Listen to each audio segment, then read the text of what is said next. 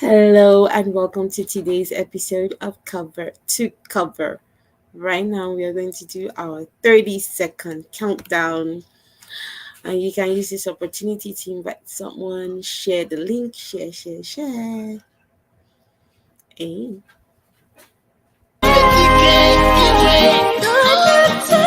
My pain away, and then you gave me joy. You're my peace, my melody in the center of the storm. You gave me a brand new song to sing to you. That's why I will lift up my voice to sing.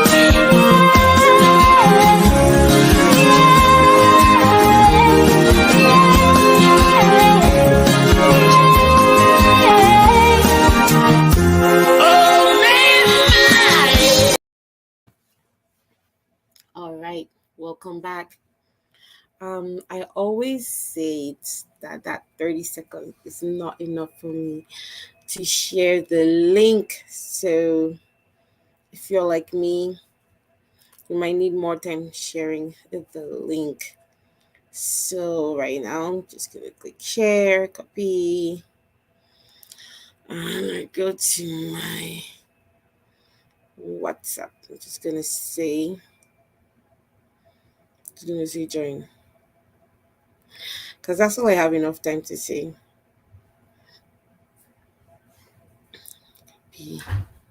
Then somebody actually specifically asked me and was like, "Oh, please, can you send me the link today once you guys are ready?" I'm like, "Okay, no, I'm gonna send you the link. That's not a problem." So I'm going to send the link to the certain someone, and at the same time, I always also have some people who are not on WhatsApp. Why are you not on WhatsApp? But they're not on WhatsApp, so it's only text message that can get to them. So I'm just gonna send those ones via text messaging. Yeah. And how have you been? How have you been enjoying? Sorry, I really don't like. So how have you been enjoying the reading so far? There was Ecclesiastes, and then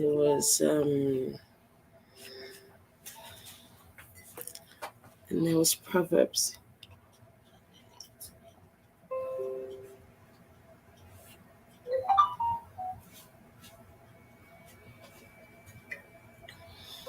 I woke up so thirsty. All right, let's dive right in. So today we are reading the book of Sons of Solomon, right? Yeah. Today I'm taking the whole book of Songs of Solomon. Yeah.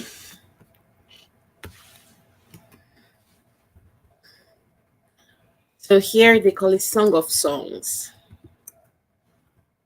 but I used to call it Songs of Solomon. Song of Songs, Song of Songs, chapter 1.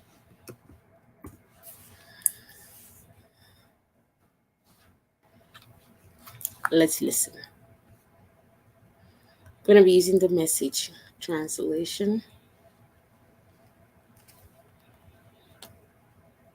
Chapter 1. The Song, best of all songs, Solomon's song. The woman. Kiss me, full on the mouth. Yes. Wait, how do you start a book of the Bible with "Kiss Me"? It just reminds me of a song when I was in secondary school, but I'm not going to play the video. But then they used to try to tell me that group that sang that song, that group is a gospel group.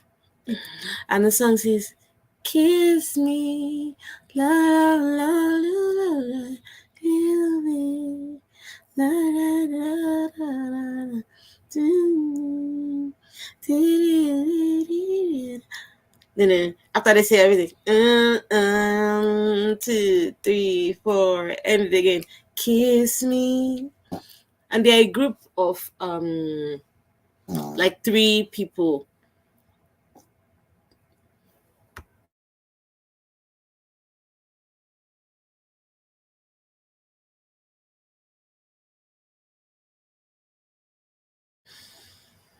So, what was I saying? So those three people, those people, they are a group of, I think, two guys and a girl. So when they're doing the music video for the song, one of them will give her a peck on the cheek, one of them and they're like, oh, they're a gospel group. The after all, this is the Songs of Solomon. God.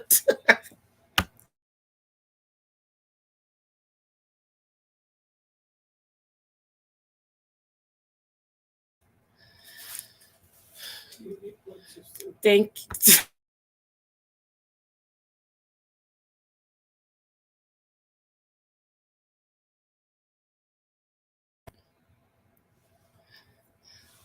So that group, amazing group. I don't know if I should search for the song for you guys, but I'll just play 30 seconds of it. Don't worry.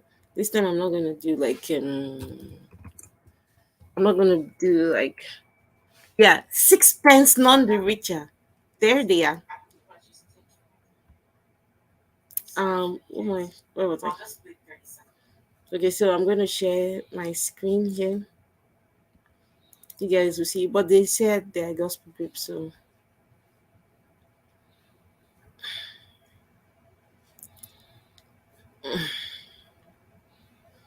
this is them. Kiss me, sixpence none the richer. This is and they're a gospel group, and I'm just gonna do 30 seconds of that. So let's see.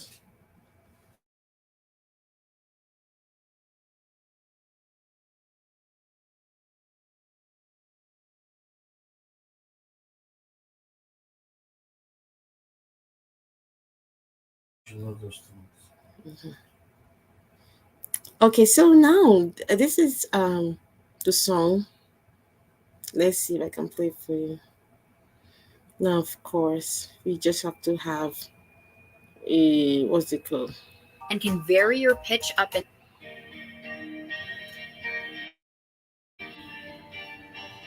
Let me see what it called.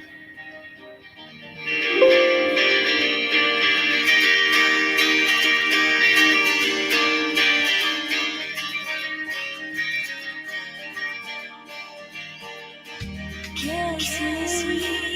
I love to be beside the green grass. Swing, step.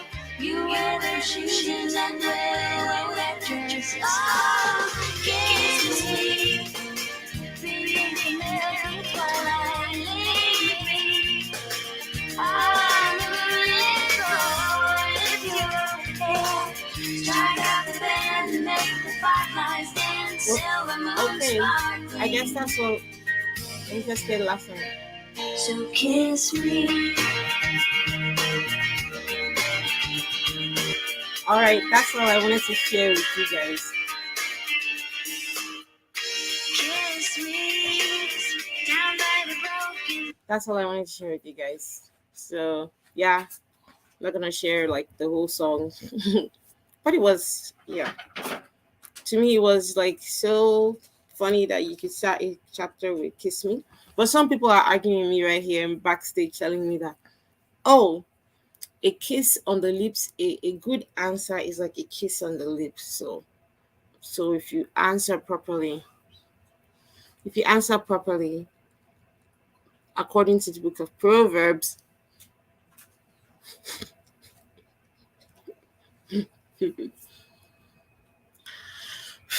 according to the book of Proverbs, is a kiss on the lips. I don't know why they don't want to come here to share the Rema, but they're here sharing backstage. But it's all good. Let me play it again from the beginning. Song of Songs, Chapter 1. The song, best of all songs, Solomon's song. The woman. Kiss me, full on the mouth. Kiss me full on the mouth. For your love is better than wine. Your love is better than wine. The one that David said is, your love is better than life. Let me sing that one. Your love is better than life. Earnestly I seek you. My soul is thirsting for you. For your love is better than life.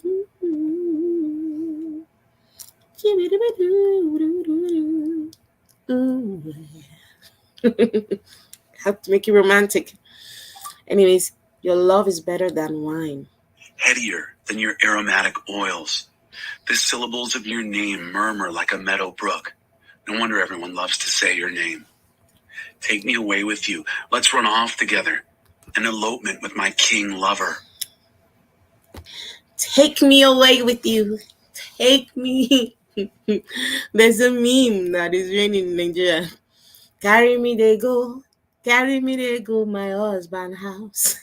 That is so funny.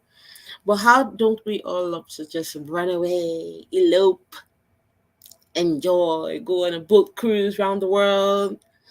Just enjoy. This is so romantic. This is like something that people in the heated days of their youths consider, but it's all good.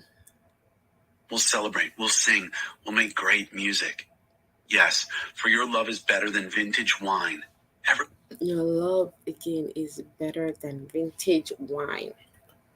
Mm, mm. Everyone loves you, of course, and why not? I am weathered but still elegant. Oh, dear sisters in Jerusalem, Weathered but still elegant. That is so precisely. That's a great description. That's a great weathered but still elegant. I love that. they're darkened like Kedar desert tents, time softened like Solomon's temple hangings. Don't look down on me because I'm darkened by the sun's harsh rays. My brothers ridiculed me and sent me to work in the fields. They made me care for the face of the earth, but I had no time to care for my own face. Sometimes this is us. This is us right here. How many times did you give yourself a facial? Talking to myself. I need to go back into self pampering. All ladies should take out time for a spa, massage. A friend of mine told me, oh, she has a wedding coming up and she knows it's going to be so stressful. So she's going to go to a massage, do pedicure, manicure, do a facial, just get ready for the wedding. I'm like, lucky you, sis. But I think, yeah, we owe it to ourselves to take care of ourselves, because so that we don't be like this lady here in Song of Songs saying her brothers forced her to take care of the fields or to do other work and ignore taking care of herself. You need to take care of yourself. We need to take care of ourselves, ladies. I mean, like, as in, yeah. Anyways, you know what I mean. But this is so good. Tell me where you're working. I love you so much. Tell me where you're tending your flocks, where you let them rest at noontime. Why does she want to go at noontime to go and see the flocks? In the evening, come on. But she wants to know where he's working. And it just shows that if you love someone, you don't mind visiting them at work, then you could just show up at lunchtime at their office or something like that. This is really so romantic. Why should I be the one left out, outside the orbit of your tender care? The man. If you can't find me, loveliest of all women, it's all right. Stay with your flocks. Lead your lambs to good pasture.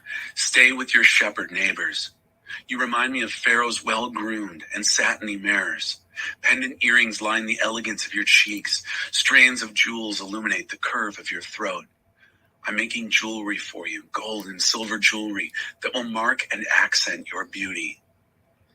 So you see, jewelry is in the Bible. Jewelry is in the Bible. I don't know. Growing up, well, I'm not gonna blame them. They had their reasons. But some people, there was this argument about like ladies shouldn't wear earrings, jewelry, everything. But look at it here. The guy is like, I'm gonna buy these to accent your beauty. This is in the Bible. Like way back then, they give women jewelry. Even like I see, like I see. I'm trying to remember. Jacob? No, not Jacob. When Abraham sent his servant to go get a wife for Isaac, The servant went there and gave her a nose ring, gave her a bracelet, gave her jewelry, gave her jewelry. So jewelry has been given to women from time immemorial. So some people just in their zeal are like women shouldn't wear jewelry. Well, they have their reasons, I guess. But I'm just like I'm not happy because why I'm saying this like this is because of them. Some people like me, I haven't been very clingy on jewelry. Like I won't say clingy. What I'm trying to say is that I don't emphasize wearing jewelry for me personally, but because of the way, like I said, I was trained. But I should deliberately walk away from those things because now I think it's not bad and it's really cool to have some nice sparkly earrings and things that are good. Actually, how I started even wearing earrings in the first place, I think I've said it on Cover2Cover before, is because in university I started selling earrings. I wanted to go into a business and the cheapest business I could start because then the shirts were like 800, nice shirts were like 800 wholesale, and you had to sell them maybe 1,000, maybe 1 2, but some people could negotiate to 900. So the margin was a bit small, but the investment was high. But for jewelry, I could buy, if I was buying in bulk, I could buy them 50 naira, but then I could sell them at 120 or 100. So that was like doubling the money. So it's easy to invest, but the profit compared to investment was very good. So I was easily doubling my money. So yeah, so that's why I chose to be marketing earrings. So as I was marketing, some people are like, "Oh, you don't even wear yourself. You want us to go to hellfire, and you want to go to heaven, and you're selling to us." So that's how I started wearing earrings. And then any earring I wore, people were like, "That's the one I want. How many of those do you want?" So it was like I was advertising my own business, and it was really cool. I was doing good with my business. Um, when that happened, yeah, I was talking about jewelry here. That's what made me start saying all this. So jewelry is not a sin. Well, I won't say it. I'm not God, and I don't know what revelation made people say that. But I'm saying, in my opinion, and from what we see in scriptures, right? The woman. When my king lover lay down beside me, my fragrance filled the room. You said her fragrance filled the room.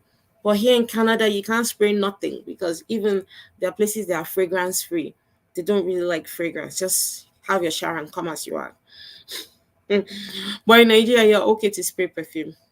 I don't know how it is right now. It's been a while I left Nigeria, but I'm just saying, yeah, it's good to spray yourself when your fragrance fills the room. His head resting between my breasts. The head of my lover was a sachet of sweet myrrh. My beloved is a bouquet of wild flowers. Is that thing banquet or bouquet? A bouquet. The bouquet of wildflowers. Hallelujah. Picked just for me from the fields of En-Gedi. The man. Oh, my dear friend, you're so beautiful, and your eyes so beautiful, like doves. The woman. And you, my dear lover, you're so handsome, and the bed we share is like a forest glen. We enjoy a canopy of cedars, enclosed by cypresses, fragrant and green.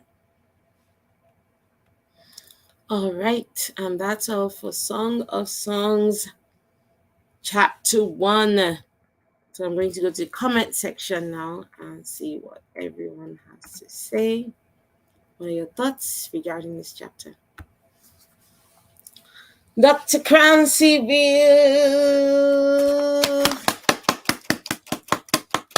I should always keep my shaker nearby.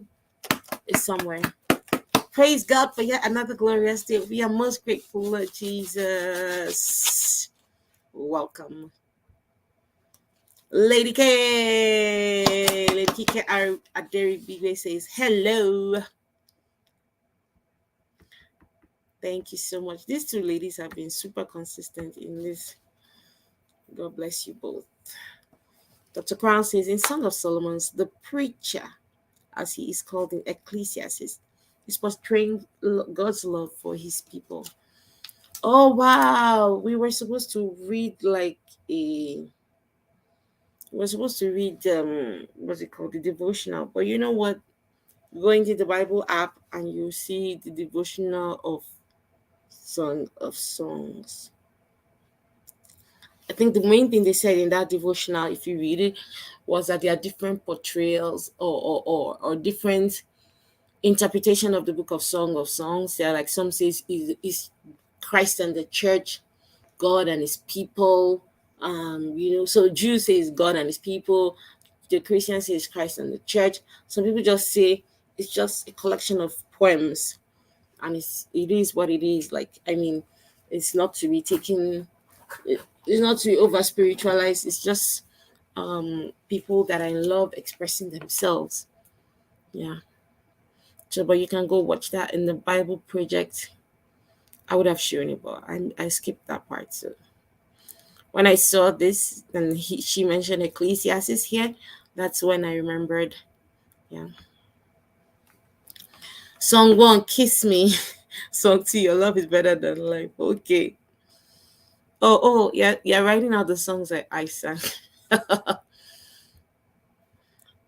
Crown Civil Dr. Crown says, let's consider God's role in Songs of Solomon. Scholars have interpreted this book in four primary ways. One, it's an allegory. This view sees the book expressing the love of God for his chosen people. Each part of the song contains some symbolic meaning. Number two, it's a dramatic narrative. The song expresses Solomon's own love affair with the Shunammite woman whom he takes as wife to his palace in Jerusalem. All right, thanks for that, Dr. Crown. And that's all I have here, and I will just go to chapter 2. Chapter 2. I'm just a wildflower picked from the plains of Sharon, a lotus blossom from the valley pools. The man. A lotus blossoming in a swamp of weeds. That's my dear friend among the girls in the village. The woman. As an apricot tree stands out in the forest, my lover stands above the young men in town. All I want is to sit in his shade, to taste and savor his delicious love. He took me home with him for a festive meal, but his eyes feasted on me. Oh, give me something refreshing to eat, and quickly. Apricot. I was just saying, the way he said he couldn't take his eyes off her. That was one of those romantic novels. Like, well, the guy loves the girl, so he celebrates her by staring at her, by by cutting her glances. Those things. Oh yeah, we all do. Anyways, it's really cool. Raisins, anything. I'm about to faint with love. His left hand cradles. She's about to faint with love.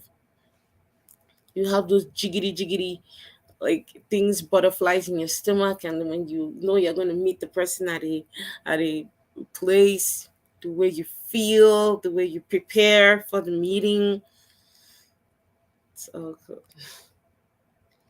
My head in his right arm encircles my waist. Oh, let me warn you, sisters in Jerusalem, by the gazelles, yes, by all the wild deer. Don't excite love. Don't stir it up until the time is right and you're ready. Look, listen. That place, don't wake love until the time is right when you're ready. That place actually is one place they used to preach to us that until you're ready, like I think then, even in Unilag, they used to be like, oh, you can't date while you're in school. Ah, that one was my fellowship then. I was in a Christ Embassy fellowship. They're like, why are students dating? They're teenagers. I'm like, after here, we are no more teenagers. I can understand secondary school, like high school, don't date. But yeah, in university, for goodness sake, why wouldn't you date? Those were my thoughts, right?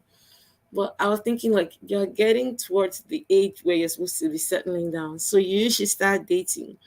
But those people were like, oh, dating is wrong. It's gonna no, they were like dating makes you not focus on the word of God, on the things of the kingdom. Anyways, that wasn't my philosophy. Well, like I said, I was also from a legalistic background, and they always we had this. So in Assemblies of God, we had missionette and the YS, the young single. So if you're a missionette girl, you learn like it's like girls' guide. You learn like things, how to be a girl. I don't know. How I put it, like, yeah, like things they teach in girls' guide. And then YS, you learn about like preparing yourself for a home. So I mean, so why would they say we shouldn't date? Well, that's what. And then also, for me, dating was not, oh, you have to do anything immoral. Dating was just, this is the person I want to be with, and you were close friends with an intention. That those were, so maybe they were scared of people dating because people dating might lead to, I don't know, immorality. So they were like, no dating. Well, I was in their fellowship, so I obeyed their rules. When I left the fellowship, I learned that, oh my God, people were breaking that rule like anything. They were just, in fact, not just breaking the rule, they were not even dating, they were just being immoral without even dating. So, what was not the point? So, but when I was there, I actually didn't hear of any such thing. When I was in the fellowship, I wasn't aware of people doing anything wrong. I was just there. And to me, everyone in my fellowship was a saint. Yeah. So what was that? What made me even come here? They said, "Don't awaken love until it's ready." So then they used to be like, "If you're not ready," my auntie then used to say, "Have a lot of friends. Don't focus on one person until you are really ready. Like you can see the goal in sight." So, for instance, for a guy, you are ready. You have like, I'm gonna settle down in a year or two. For a lady, you're also prepared, same way, to be settling down in the nearest possible future. So then you can go into like a committed relationship. So, but then before then, if you know you're not ready, just have friends. So yeah. So for me, I wanted to be settled down very fast. So yeah, that's what I was like. I mean, I'm seeing it in my future that I didn't want to get married while I was in school. So I was like, I have to finish school because I wanted to marry at 21. I have to finish school before I'm 21. And that was my goal. And I did achieve my goal. But the only thing I didn't achieve was I couldn't find someone who was ready to settle down, same as me. Yeah, I couldn't find someone who was ready to settle down, same as me. Like all the guys in my circle were people my age, but they were all like saying, oh, I'm gonna marry when I'm 35, 30. So I'm like, what? Why can't we marry young? Why can't we marry early? Why can't we? So yeah, I guess so yeah, that was me. So but then they were like, don't excite love, don't stir it up until the time is right, until you are ready. Yeah. So let me throw this question to all of you. What do people think about this new philosophy? So there's a philosophy going around. Well, there's this man calling himself, not calling himself, his name is Pastor Chris, but he's not Chris Oyakilome. He says things like, courtship is an enemy of marriage. Courtship is an enemy of marriage. So why are you courting? If you found someone you love, why don't you just go ahead and marry? And he supports it with Bible references where the Abraham servant, like I mentioned before, got a wife for Isaac. Isaac had never met the girl. He just married and he loved her and they had a good, marriage, things like that. So what do you think about his view? He's like, if you see someone you love, so long as they're in the faith, go ahead and marry. What do you guys think about that? Please answer me in the comment section because this was a discussion I was having with some friends of mine. Who was I discussing? I was discussing with Larry, Queen, and some people, and we had an interesting discussion. So let me know your thoughts regarding that. So my question again is: do you just meet someone so long as they're a Christian, just marry?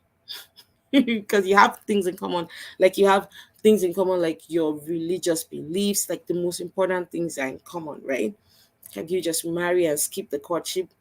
Or do you believe in just courting and seeing if you like yourselves for a while before you get married? So let me know. Meanwhile, I'll continue. But don't stir up love until you're ready. There's my lover. Do you see him coming? Vaulting the mountains, leaping the hills? My lover is like a gazelle, graceful, like a young stag, virile. Look at him there on tiptoe at the gate, all ears, all eyes, ready. My lover has arrived, and he's speaking to me, the man. Get up, my dear friend, fair and beautiful lover. Come to me. Look around you. Winter is over. The winter rains are over, gone. Spring flowers are in blossom all over. I love it when winter turns into spring.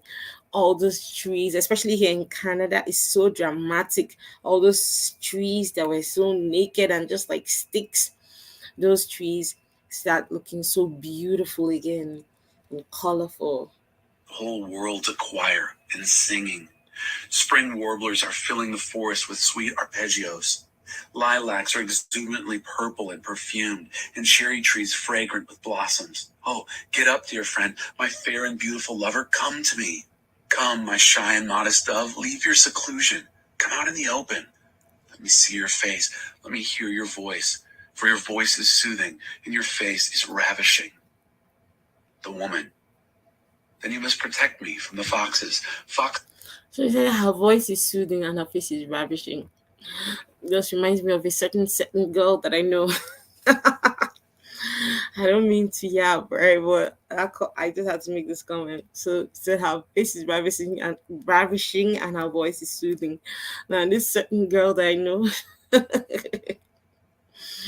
well, her face, she can make up for Africa. Like she's a dresser. She like dresses up. Like, oh, she looks, when she starts talking, oh my god, she talks like an Agberu. Do you know what is an Agberu? An Agberu is like those, it's not thugs, it's touts in the park. Like she's like, yeah, yeah, yeah, yeah, yeah. To me, so funny. To me, I love the way she dresses and looks so beautiful. But when she opens up her mouth, like there is no match. you you will not expect it. You won't see it coming. Like what did they do? So funny. Oh wow. I'm not saying this to diss her. I don't know. She's not even listening. I'm just saying there are people like that. Yeah, but it's okay. God has all of us. All of us are unique. All of us have our own special. All of us have our own specialty. He loves us all the same. How in all shades and colors and sizes that we come in. We're all God's children. All God's children, beautiful like you. All God's children. Yeah, we're all God's children. All right, where was I? Foxes on the prowl. Foxes who would like nothing better than to get into our flowering garden. And he says, watch out for the little foxes that spoil the vine. Yeah, there are little things that want to corrupt, want to fight the love. Like you can be in love with someone and people will become and be all this talk, they don't help. I remember when my husband wanted to marry me. Can you imagine? A close friend of ours was telling him not to marry me. Like, seriously, are you a friend or a fool? Anyways, those are the little foxes that spoil the vine. Like, but if he took it seriously, if he took it too hard, if he thought about it, he'd be like, And what was the reason this person said? The person was like, oh, this girl, what? It was something flimsy. He was like saying something like, oh, she just wants to get married. It doesn't matter who, this and that. I'm like, does that even add up? Does that even make sense?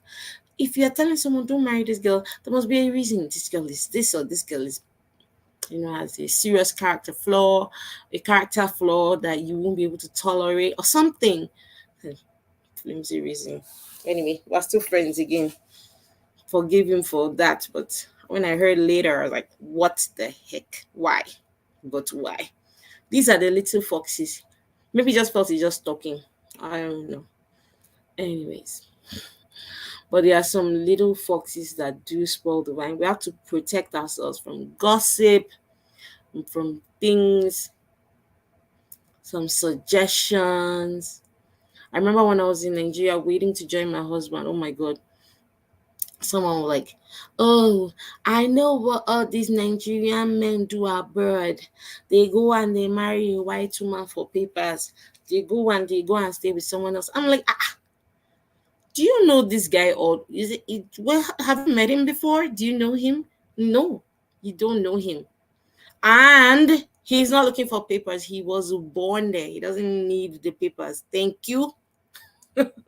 Like, ah, those are the little foxes that try to spoil the vine. People like saying things they shouldn't say, things that are none of their business, things that they don't have enough, how I say, they don't have sufficient facts to be able to speak to that situation. They didn't have enough information to be able to say something intelligible regarding that particular circumstance, but yet they feel they should just speak anyway.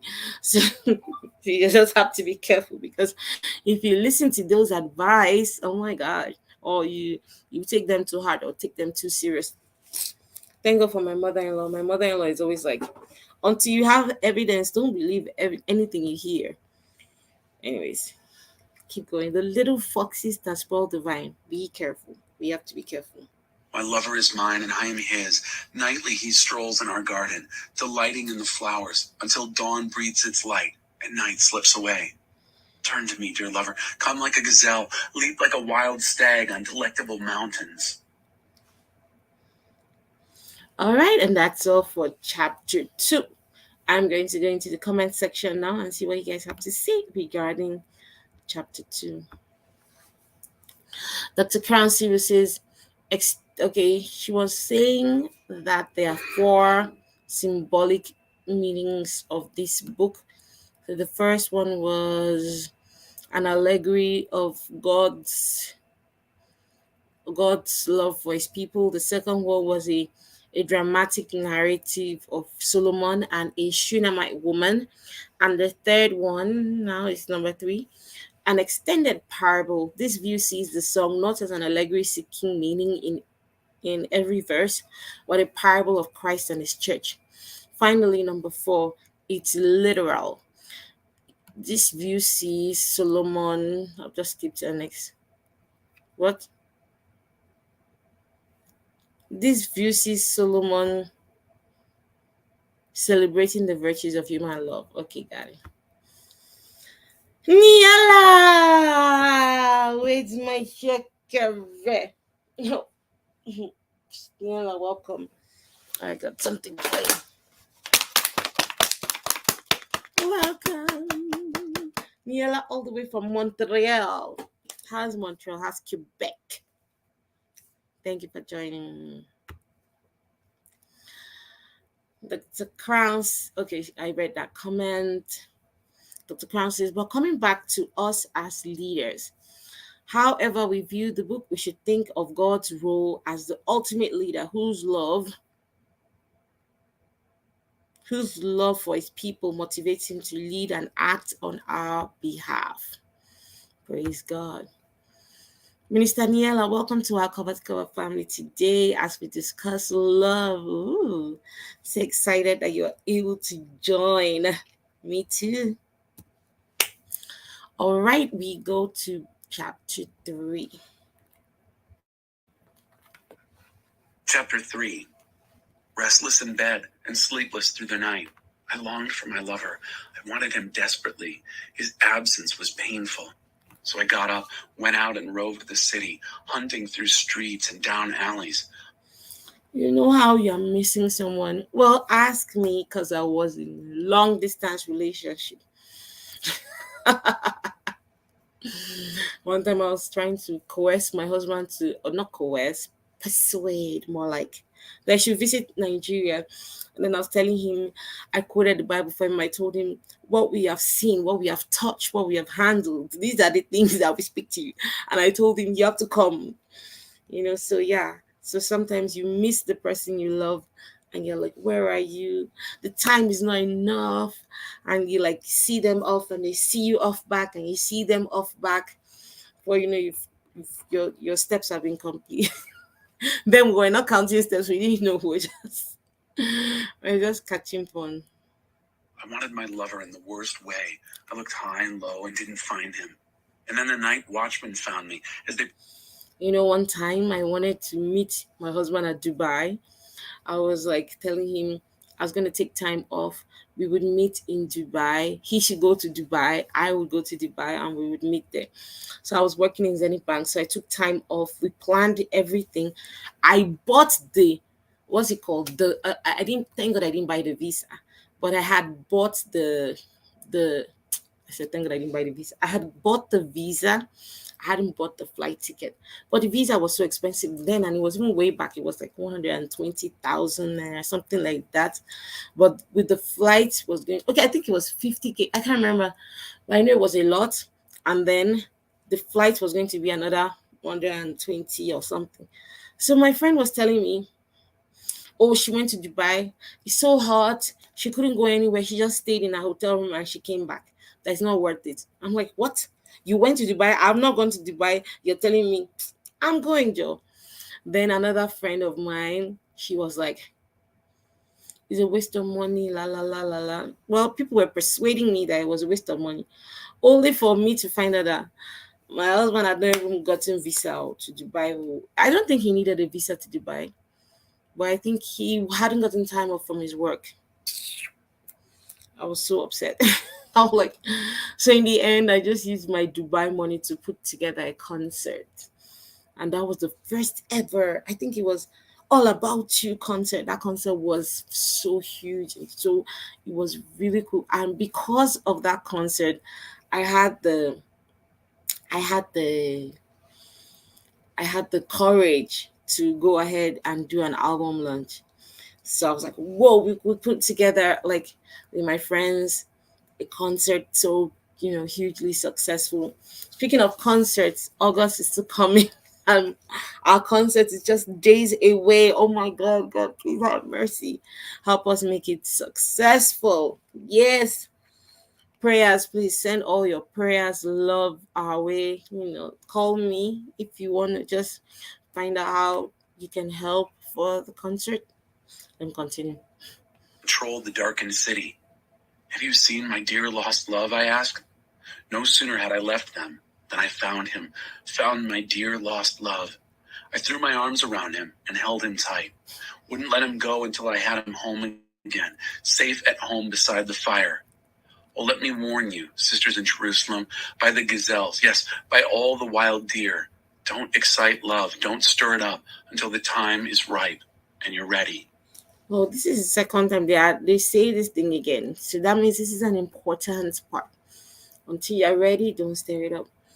I love the fact that she found him, right? So it's not like she was just looking for him and that was the end of the story. No, she found him. And she was like, nope, you have to come home, stay by the fire, stay where you're safe. She's mothering him, or how will I put it? She's showing him affection, which is cool. What's this I see? Approaching from the desert, raising clouds of dust, filling the air with sweet smells and pungent aromatics. Look, it's Solomon's carriage, carried and guarded by 60 soldiers, 60 of Israel's finest, all of them armed to the teeth, trained for battle, ready for anything, anytime. King Solomon once had a carriage built from fine-grained Lebanon cedar. He had it framed with silver and roofed with gold. The cushions were covered with a purple fabric, the interior lined with tooled leather. So she's describing his carriage, right? I think this would be like our modern day limousine. Maybe like a limo was coming to pick her up. Yes, girl. Aligned with leather, cushioned with purple fabric. Come and look, sisters in Jerusalem. Oh, sisters of Zion, don't miss this. My king lover, dressed and garlanded for his wedding, his heart full, bursting with joy. All right, and that's all for chapter 3. Let me see what you guys have for me in the comment section. What do I want to say? Speaking of limousine, I paid for a limousine for my wedding. I was like, I have to have a limousine on my wedding, and this and that. My husband is like, I don't think we should be so flashy for our wedding. I'm like, what? Hold up. Hold up. Wedding is once in a lifetime. He's like, no, there's gonna be first anniversary, second anniversary. He now said, you know what? I promise for our, I can't remember which anniversary he said.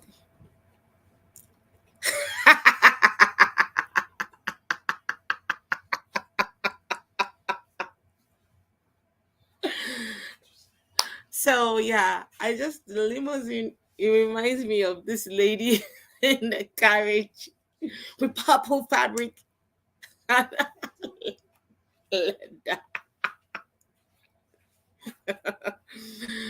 right, I'm going to the comment section now.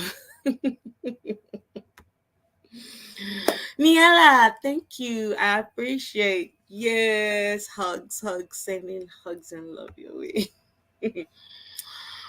Dr. Crown says the passionate, consuming love of God. Song of Songs, chapter 1, verse 1. Most of the time, when we use words like passion and love, we speak of the affection between a man and woman. She continues, one may ask, have you ever thought of God's love in terms of passion? Wow. Oh, yeah, of course, I've thought about God's love in terms of passion. Yeah, thanks for the comments, everyone. So now we go to chapter 4. Song of Solomon, chapter 4. Song of Songs, chapter 4. Let's listen. Chapter 4. The Man. You're so beautiful, my darling, so beautiful, and your dove eyes are veiled by your hair as it flows and shimmers, like a flock of goats in the distance. You should watch the Bible Project. They put like a flock of goats as a hair. I'm like, no, that don't take it literal. Dreaming down a hillside in the sunshine. Your smile is generous and full, expressive and strong and clean. Your lips are jewel red, your mouth elegant and inviting, your veiled cheeks soft and radiant. The smooth, lithe lines of your neck command notice. All heads turn in awe and admiration. Wow. Your breasts are like fawns, twins of a gazelle, grazing among the first spring flowers. The sweet, fragrant curves of your body, the soft, spiced contours of your flesh. Amazing. Invite me, and I come. I stay until dawn breathes its light and night slips away. You're beautiful from head to toe, my dear love. Beautiful beyond compare. Absolutely flawless. Honestly, this is such romantic description. This is such romantic description. Yeah, let's keep going. Come with me from Lebanon, my bride. Leave Lebanon behind and come. Leave your high mountain hideaway. Abandon your wilderness seclusion, where you keep company with lions and panthers guard your safety. You've captured my heart, dear friend. You looked at me, and I fell in love. No. One look my way. You looked at me and I fell in love. And I was hopelessly in love. One look from you. Where is that? You looked at me and I fell in love. One look my way and I was hopelessly in love. You know how they say love at first sight. Wow. Just one look. It's okay. How beautiful your love, dear friend. Far more pleasing than fine, rare wine. Your fragrance more exotic than select spices. I want to talk about look and love. So there is this book. I think I've shared it here on Cover2Cover before, about a pastor's wife she was the author of the book. So in this particular segment, she was talking about emotional, what's that thing called? Emotional infidelity. So you don't have to be. She was, according to her book, you don't have to be, because the Bible says, because of what Jesus says, that you don't have to be with the woman just by looking at the woman, or in this case, in her case, by looking at someone, right? Lustfully, we've already sinned. So she said in her book, she's a pastor's wife, that she said in her book that she was working, and as she lifted up her eyes, across, I don't know, maybe it was she worked in a big hallway. There was this very tall, dark, and handsome man. And he was so gorgeous. And she just looked at him and she was like, oh, now she's married, right? And she just looked at him and he was so gorgeous. And she was like, wow. And that was it. So same time next day, this guy goes position himself in her line of sight again, or happens to be positioned in her line of sight. So she sees him again, and this time their eyes met. Ding! let me give it some soundtrack. And then the next day, she was excited, looking forward to that time when he was there. Like she saw him across the room. She was looking forward to him coming, to stand where he stands. And then this time, they exchanged a smile. Like their eyes didn't just meet; they smiled at each other. And then she said, when on her way home, she knew she was in trouble. And she went to confess to her husband, and she told her husband what was going on. In my when I was reading this book, to me it was really baffling and amazing. I wasn't married then when I read the book, so I was like, this is interesting. Well, I don't know, like, well, she was probably in like somewhere in North America, so I wasn't very familiar with the culture or whatever, but I just felt like, wow. But she was like very sensitive. Like I was amazed that she could feel uncomfortable with something like that, but I loved it. It opened my eyes because I hadn't been in those shoes, right? So I was like, oh, so she went home and she confessed to her husband. She was like, I was looking at one guy at work today. I don't know what the word she used to tell her husband. She knows her husband best, so she kind of confessed. That was the point. And said, oh, she met one guy and this and that, what was going on, that he should pray for her. Her husband is amazing. Her husband listened to her without judging her, and her husband prayed for her. So now the next day she went to work, she was sitting there. Now this time the guy walks over to her. So when he walked over to her, she just bent her head down like she's very, very busy with her work. And he was trying to make a conversation with her, and she was just like cutting him off and like not pretending to be busy, but like focusing on her work. Like, oh yeah, I'm busy. Oh, like, oh yeah, fine. Just like she cut the whole thing off. And the guy was like, I thought something was building. Like he was expecting her to receive him, in a warmer way. Well, as the guy walked away, because she kind of like, how she gave him a cold shoulder.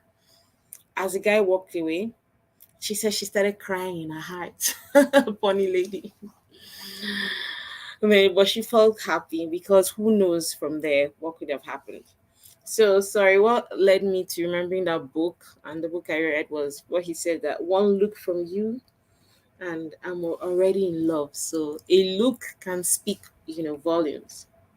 The kisses of your lips are honey, my love. Every syllable you speak, a delicacy to savor.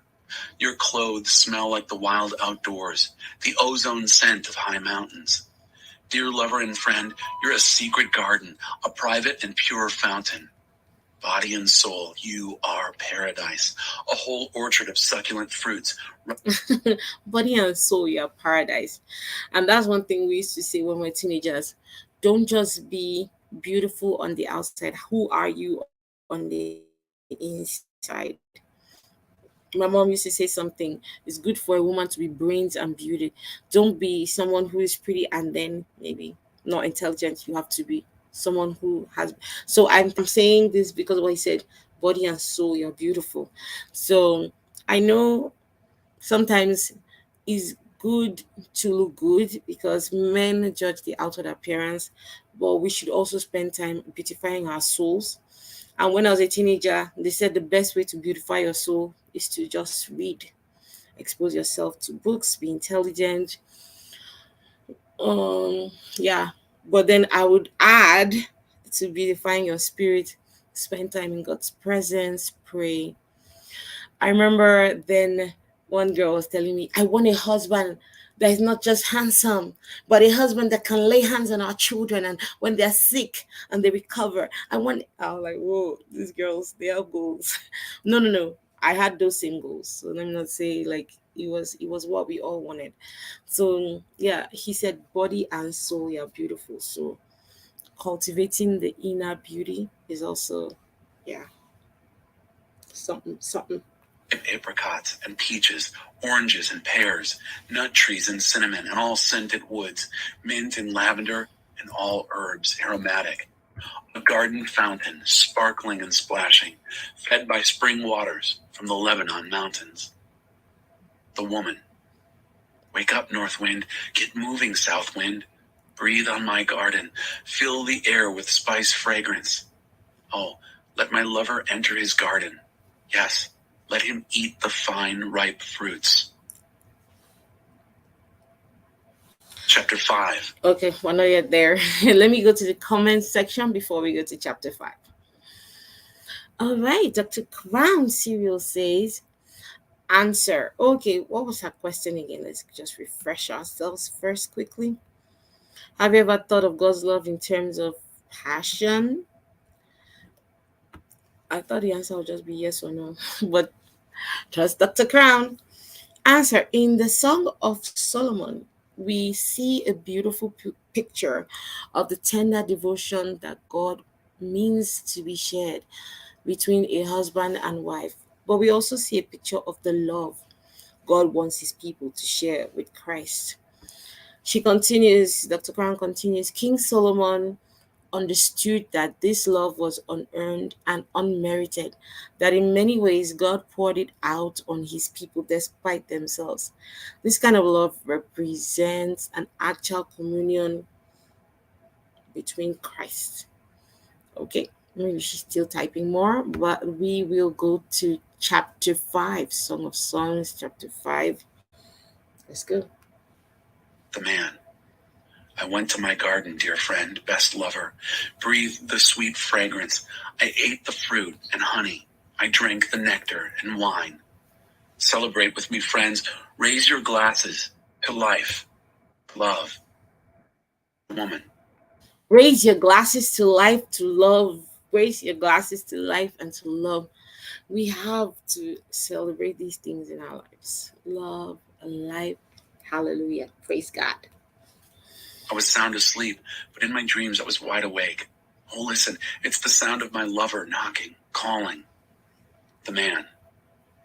Let me in, dear companion, dearest friend, my dove, consummate lover. I'm soaked with the dampness of the night, drenched with dew, shivering and cold. The woman. But I'm in my nightgown. Do you expect me to get dressed? I'm bathed and in bed. Do you want me to get dirty? But my lover wouldn't. As they say now, that gender.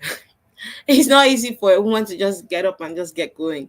We have lots of things to do. We have these protocols to do. You can't just call us up like a guy. He just combs his hair and that's it. She's like, what? I'm already in my nightgown. Do I have to start getting dressed? Have to probably wear my, Spanx on and stuff like that. We have so much to do.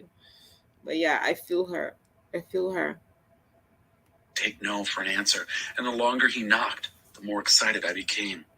I got up to open the door to my lover, sweetly ready to receive him. It probably took her a while to slap on her makeup and some lipstick. I'm ready to receive him, but Desiring and expectant as I turned the door handle. But when I opened the door, he was gone. My loved one had tired of waiting and left. oh no. And I died inside. Oh, I felt so bad. I Says she died inside. That was so funny. ran out looking for him, but he was nowhere to be found. I called This was not in the age of cell phones. into the darkness, but no answer. The night watchmen found me as they patrolled the streets of the city. They slapped and beat and bruised me, ripping off my clothes. Why would the night watchman harass her? This is a puzzle to me.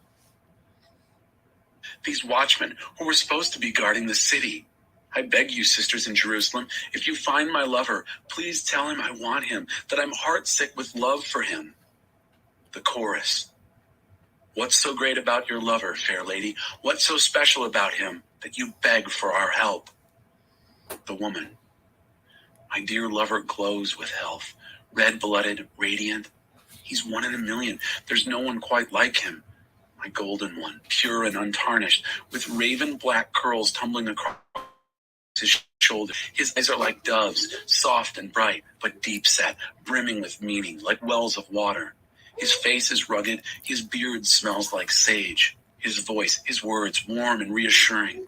Fine muscles ripple beneath his skin. So it's not today that people were going to the gym to get ripped. Quiet and beautiful. His torso is the work of a sculptor, hard and smooth as ivory. He stands tall, like a cedar, strong and deep-rooted, a rugged mountain of a man, aromatic with wood and stone. His words are kisses, his kisses words. His words are kisses and his kisses are words. Oh, so this is where we get the words are kisses, not just in the book of Proverbs, but also here in Song of Solomon.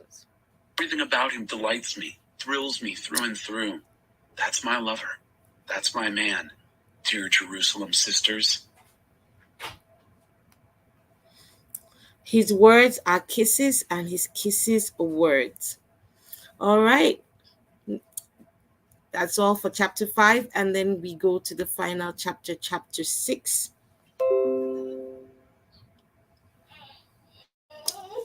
All right. Chapter 6. The chorus. So where has this love of yours gone, fair one? Where on earth can he be? Can we help you look for him? The woman. Never mind. My lover is already on his way to his garden, to browse among the flowers, touching the colors and forms. I am my lover's, and my lover is mine. He caresses the... This is where we get the song. My beloved is mine. I am his. Banner over me is love. My beloved is mine, and I am his. His banner over me is love. My beloved is mine, and I am his. His banner over me is love.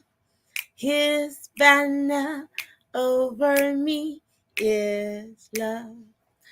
And I am yours. You are mine. I am yours. You are mine. Sweet-smelling flowers. The man.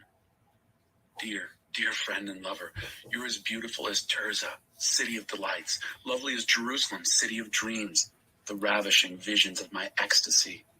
Your beauty is too much for me. I'm in over my head. I'm not... Your beauty is too much for me. This guy is a psycho. Used to this. I can't take it in. Your hair flows and shimmers like a flock of goats in the distance, streaming down a hillside in the sunshine. You know, when I was younger, like, wigs were not in, so it was always your hair. Your hair was like your real hair. So having flowing hair was a very good thing. Your smile is generous and full, expressive and strong. And he said this, your smile is generous and full twice now. So you see, smile is part of our looks. Keep that smile going. Clean. Your veiled cheeks are soft and radiant. There was no one like her on earth. Never has been, never will be. Really? Take it easy. She might have a twin or something, you know. You know what I mean? She's a woman beyond compare. My dove is perfection, pure and innocent as the day she was born, and cradled in joy by her mother.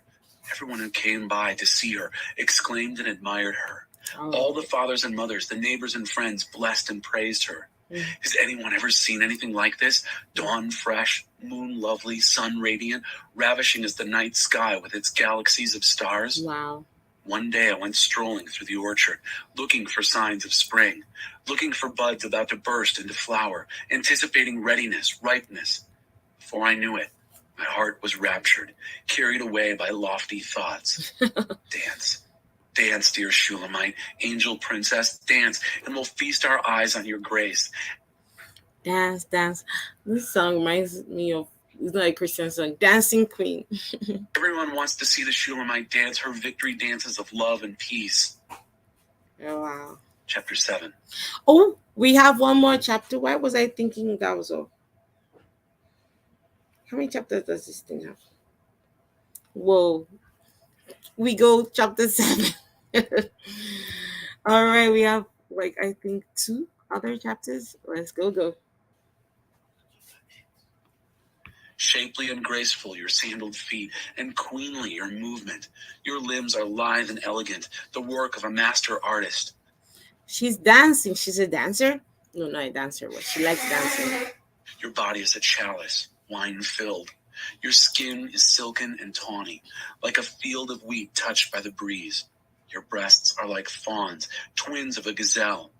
Your neck is carved ivory, curved and slender. Your eyes are wells of light, deep with mystery, quintessentially feminine. Your profile Quintessentially feminine. You know, this is the I heard this quintessentially. Am I saying it right? Quintessentially. Yeah, I heard this word from one girl called Lady O or Menasa. She say quintessentially menacing. turns all heads, commanding attention. The feelings I get when I see the high mountain ranges, stirrings of desire, longings for the heights, remind me of you. I'm spoiled for anyone else. Your beauty, within and without, is absolute, dear lover, close companion. You are tall and supple, like the palm tree, and your full breasts are like sweet clusters of dates. I say, I'm going to climb that palm tree. I'm going to caress its fruit. Oh yes, your breasts will be clusters of sweet fruit to me. Your breath clean and cool like fresh mint. Your tongue and lips like the best wine. The woman. Yes, and yours are too. My love's kisses flow from his lips to mine. I'm my lover's. I'm all he wants. I'm all the world to him. Yeah. Come, dear lover, let's tramp through the countryside. Let's sleep at some wayside inn. Then rise early and listen to bird song. So they just go to a hotel, sleep in an inn, motel, hotel, and then just rise early to listen to the birds sing. This is so romantic. Look for wildflowers in bloom, blackberry bushes blossoming white, fruit trees festooned with cascading flowers. And there I'll give myself to you, my love to your love. Love apples drench us with fragrance, fertility surrounds, suffuses us, fruits fresh and preserved that I've kept and saved just for you, my love. Chapter 8. Right, let's dive right into chapter 8. I wish you'd been my twin brother, sharing with me the breasts of my mother, playing outside in the street, kissing in plain view of everyone, and no one. This girl likes TPA. What do they call it? PDA, public display of affection. She wants to kiss in the plain view of everyone. Thinking anything of it. I'd take you by the hand and bring you home, where I was raised by my mother. You'd drink my wine and kiss my cheeks. Imagine, his left hand cradling my head, his right arm around my waist. Oh, let me warn you, sisters in Jerusalem, don't excite love. Don't stir it up until the time is right and you're ready. The chorus. Did they say it now for the third time? Don't excite love. Don't stir it up until you're ready. Did they just say it now? Again, this is the third time now. So that means this is really a theme going through the whole book. Who is this I see coming up from the country, arm in arm with her lover? The man. I found you under the apricot tree and woke you up to love. Your mother went into labor under that tree, and under that very tree, she bore you. The woman. Hang my locket around your neck. Wear my ring on your finger. Love is invincible, facing danger and death. Passion laughs at the terrors of hell. I think this is where they say love is stronger than death, or love is as strong as death. Yeah. The fire of love stops at nothing. It sweeps everything before it. Floodwaters can't drown love. Torrents of rain can't put it out.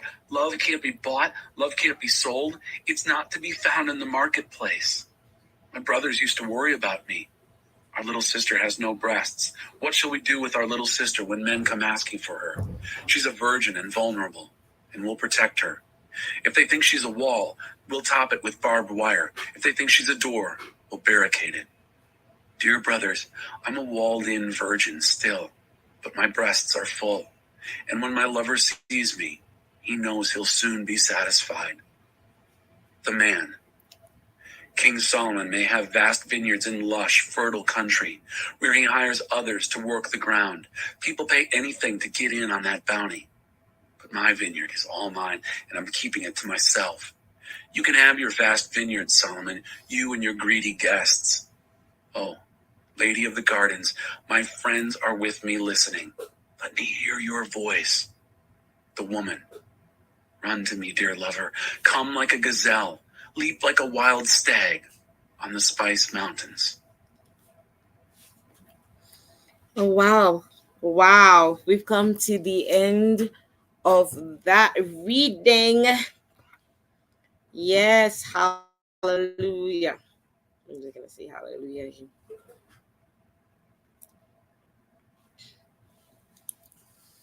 Um,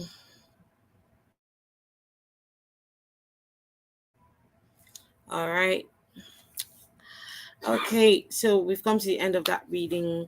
There was a place where they spoke about a wall and a door, and that also used to be one of the things they preach in my teenage church. They used to be like, "Oh, don't be a door, be a wall." A wall means you're preserved, you're a virgin. Oh my God, they used to take virginity such a serious thing, and I did. Like I carried it on top of my head. I was like, "Oh, I must marry a virgin." Yeah, but I want to say there's a caveat, there's a caution to the tale. It doesn't guarantee anything. Well, speaking from me, like, well, maybe I should not, I'm not the best person to speak about this, but I'm just saying, I used to, when we just got married, me and my husband used to go around encouraging young people, like, oh, we waited till we're married, we waited till we're married. But after a while, when we lost that baby that we lost when we just got married, I just felt maybe we should stop saying that because probably it looked like boasting. But we used to encourage, we weren't saying it as to spite anyone, we weren't sharing it to be like proud or anything. But it's just, we were in the church circle and this is what they drummed in our heads and this is what we did. So we felt we had to pass this torch or mantle of keep yourself for marriage, which is a good message. Don't get me wrong. I'm just saying sometimes we it depends on, like we say in cover to cover, the heart of the matter is the matter of the heart. If you're saying it to spite people, if you're saying it to just say, oh, I'm a virgin to just be proud, or I'm a virgin, and then there's a way you say it, and someone else that who God forbid was raped or something happened, was abused, that person is not a virgin based on of physical ramifications or physical standards, but that person is a virgin in God's sight. So that balance in that message talk a lot. But the thing I'm saying here is they were talking about the wall and the door. They have to. They always encourage. Yeah. So they preach that message a lot. Don't be a door, be a wall. But then I remember in secondary school, I say secondary school, in Unilag, I told those guys there, don't be expecting the girls to be a virgin. No. As I am now, I must marry a virgin because if they expect me to keep myself, the guy too must keep himself.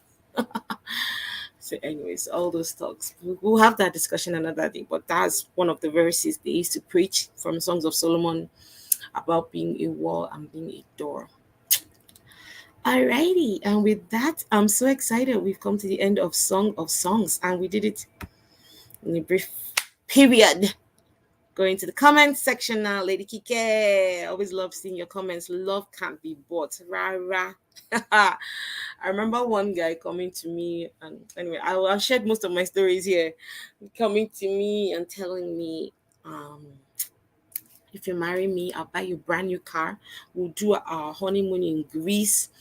And then to show that he was serious, he got me like 10 suits, got me gold jewelry. And I'm like, I don't need this. I don't want it. I don't even wear. Do you see me wear jewelry? Do you? If I'm someone that's a fan, like if I'm someone that loves, he can't buy me with those stuff. Like buy me clothes. Do you see me wear like? Do I? Am I always with that? Because like I told you, I was brought up in a legalistic way. We don't believe in dressing. So the guy bought me these things thinking I'm going to be like so taken up. And there's more where that came from. I'm like, I don't care. But apart from that, also, I was working, had my own money. I told him, hey, I'm working a good job. I got my own money. I don't need your money. My money is enough for me. Anyways, it was good. So money, love can't be bought. Love that comment. Thank you for that. Dr. Crown says, okay, where is this coming from? Between Christ and his church, on his part, it's love that gives all to those with nothing to give in exchange. On our part, it's the kind of love that inspires us. Praise God. Says, I agree with your virginity comment. Well said. Thank you. I didn't know how to say it without sounding anyhow. I just tried. Thank you that you understood where I'm coming from. Thank you, thank you, thank you. And I think that's all the comments we have for today. Yes, yes, yes. Song of Solomon's. All right. Thank you for joining me today, everyone. Really always look forward to sharing scriptures with you. Cover to cover, I'm so grateful for all the people that we share scriptures with every day. It's been a journey. It's not been easy, and we've been helping each other, inspiring each other, and I'm so grateful. Lala used to take today. I'm going to still reach out to her. I'm not giving up on you, Lala, just in case you're listening. So, yeah, we have Lady K is always so consistent. God bless you so much. Dr. Crown carrying it on, firing on. And then we have EveryWay that we miss. So he's got a new job, and we hope we can have him on sometime. So Barrister Rose too. Yeah. So thank you everyone here on Cover to Cover. Oh, here's a comment. Please sing us another love song randomly. Random love song. Random love song. Okay. All right. I got you. I got you, Mama. I'm going to play you what this song Hezbollah has beautiful love songs, so I'm trying to choose which one I should play for you. True Love. Hezbollah. Let me see if I can play you that. True Love by Hezbollah. Oh, they showed the old one.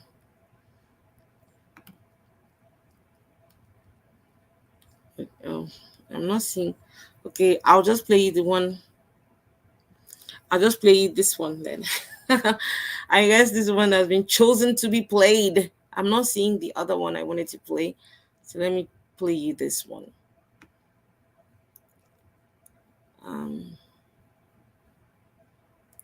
Yeah.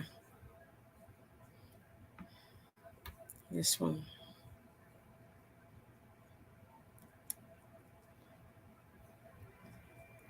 Second Ghost Production.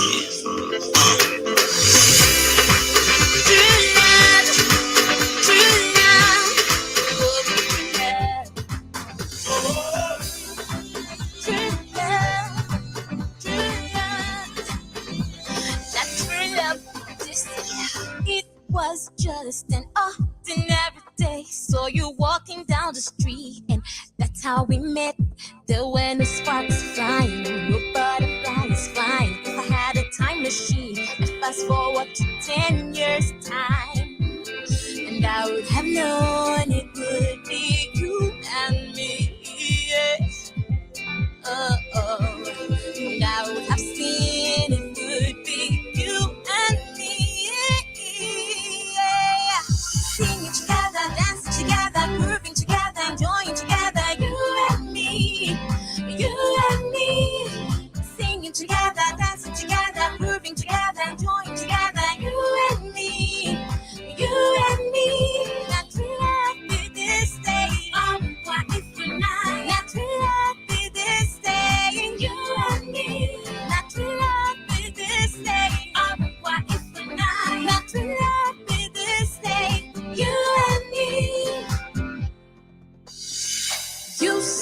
It's a different story when you saw me on that day. You knew I was the one, and yes, there were butterflies. I saw stars in your eyes, and from that moment and the instant you wanted me for your wife. Vulnerable and the flesh of your flesh. You had always known it would be you and me. Singing together, dancing together, grooving together, enjoying together, you and me, you and me.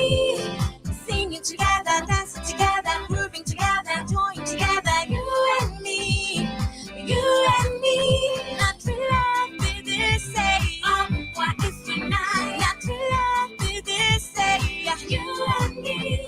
Not to love me this say, oh, what if we're not to love me this say, you and me. Not to love me this say, not to love me this say. Not to love me this day, to love me this day, to love me this day. When we are old and great, we great grandchildren, I'll still play with your hair, still rub your back. It would be you and me, yeah. It would still be.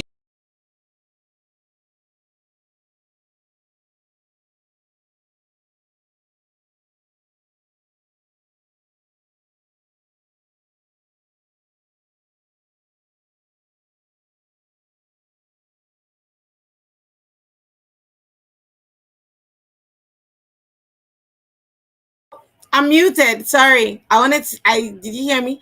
I said I'm not gonna play the whole song because you guys should go watch the whole stuff on YouTube. But I'm just gonna play a clip of another one before I go to the comments. I see the comments coming in. I'm gonna read them now. But let me just share one more clip for you. Another song request here. So let me just quickly share this. But I won't play the whole song. Just a bit of that one.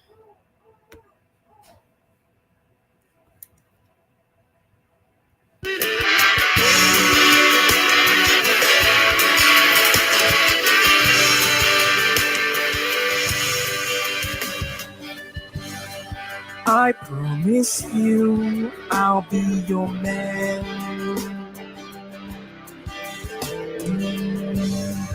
I promise you I'll hold your hand. Oh, I'll be the one you come running to. I'll be your confidant. I'll be your prophet, your prince, your protector, promoter, provider. I will stay with you. I will pray with you. I will dance with you. I will laugh with you. I'll be there when you want me. And we'll be together forever. I will stay with you. I will pray. I will laugh with you. I'll be there when you want me. We'll be together forever. I promise you that I'll be your queen, your queen. La la la, cheering you on till we both win. We both win, yeah. I'll be the naughty that keeps you coming for more. Hey, hey, I'll be your shoulder. I'll be your lead. Okay. I will stay with.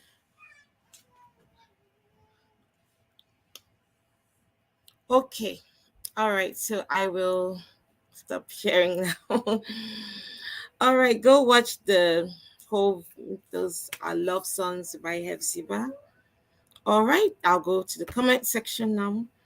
Lady Kika says, shout out to our Saturday team. Yes, yes. Please. Thanks for reminding me, Favoline and Co. Yes, yes, yes. Favoline. Bernie, Brawale. Yes. Who's here? Hey, where's my shekere? This one requires big shekere. We've not seen you in a long time. Mr. Ibokwe Anthony himself. Wow, good to see you here. And then, Rushago, here comes the couple in white. Oshe.